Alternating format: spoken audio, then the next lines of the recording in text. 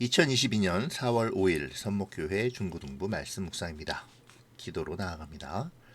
고마우신 하나님, 오늘도 말씀 묵상의 시간을 허락하여 주시니 감사합니다.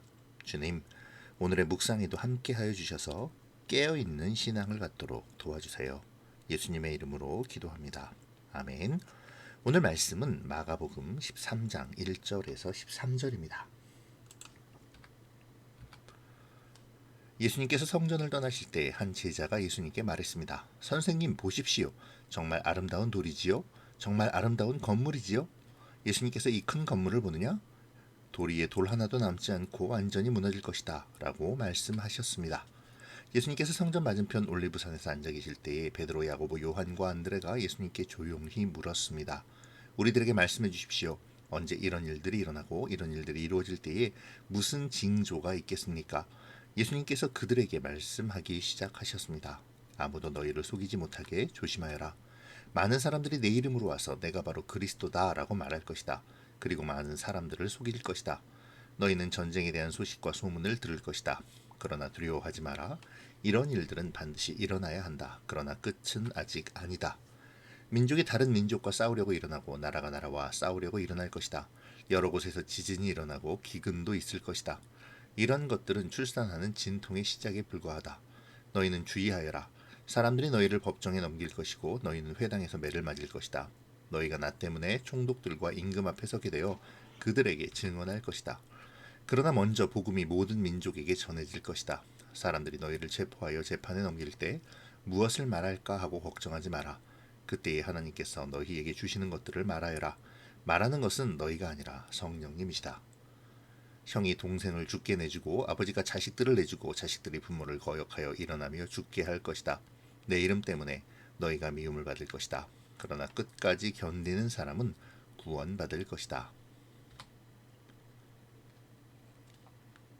예수님께서는 유대인들에게 있어서 생명과도 같은 성전이 파괴될 것이라고 말씀하십니다. 당시의 예루살렘 성전은 예수님 당시에 유대를 다스리던 헤롯에 의해 지어지고 있었는데요. 이미 여러 차례 건설된 성전들 중 가장 크고 화려한 모습을 하고 있었습니다. 하지만 그 성전은 하나님을 위한 것이 아니었죠. 겉으로는 하나님께 예배드리는 곳이기에 웅장하고 화려한 모습을 하고 있지만 사실 이 성전은 건축 목적이 하나님을 위한 것이 아니라 헤롯이 유대인의 환심을 사기 위해 짓고 있는 것이기에 헤롯의 과시욕만이 가득한 곳이었습니다. 그런 곳이니만큼 하나님을 향한 마음보다는 거짓과 타락, 욕심만이 가득한 장소가 되어버렸겠죠. 오죽하면 예수님께서 강도의 소굴이라고 표현하셨을까요?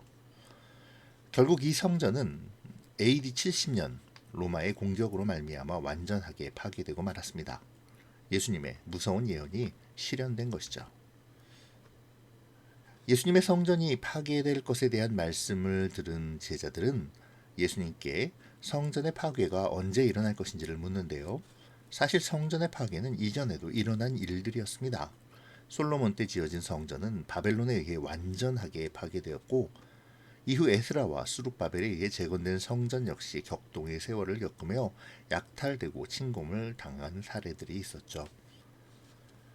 이스라엘에게 있어서 성전의 파괴란 자신들의 패망을 상징하는 것이었습니다. 그렇기에 베드로를 비롯한 제자들은 이때가 언제 일어날 것인지를 묻고 있는 것이죠.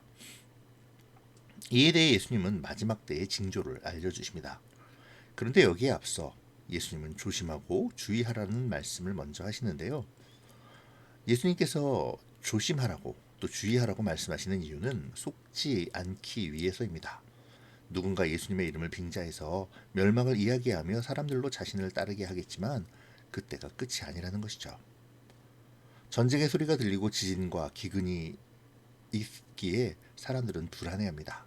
그렇기에 자기가 그리스도라는 사람들의 말을 더 따르고 믿고 그러한 말들에 유혹당하게 되는 것이죠.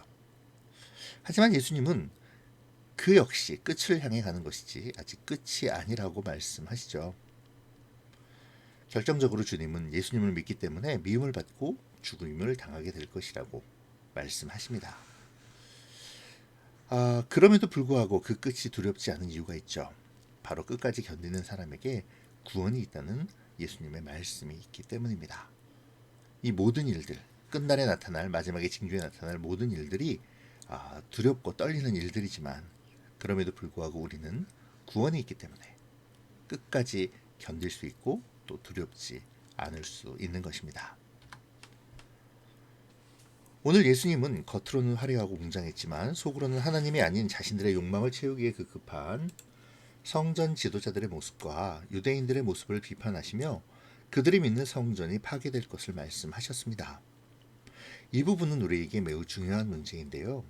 왜냐하면 우리가 하나님의 영이 거하시는 각각의 성전이기 때문입니다.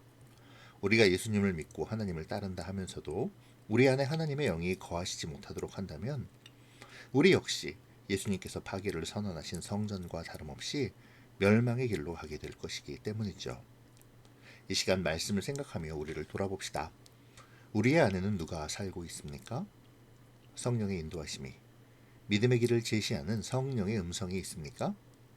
혹시 우리는 성령님의 말씀보다 나의 욕망과 욕심만이 가득하여 그 욕심대로 나의 삶을 이끌어가고 있지는 않는지요?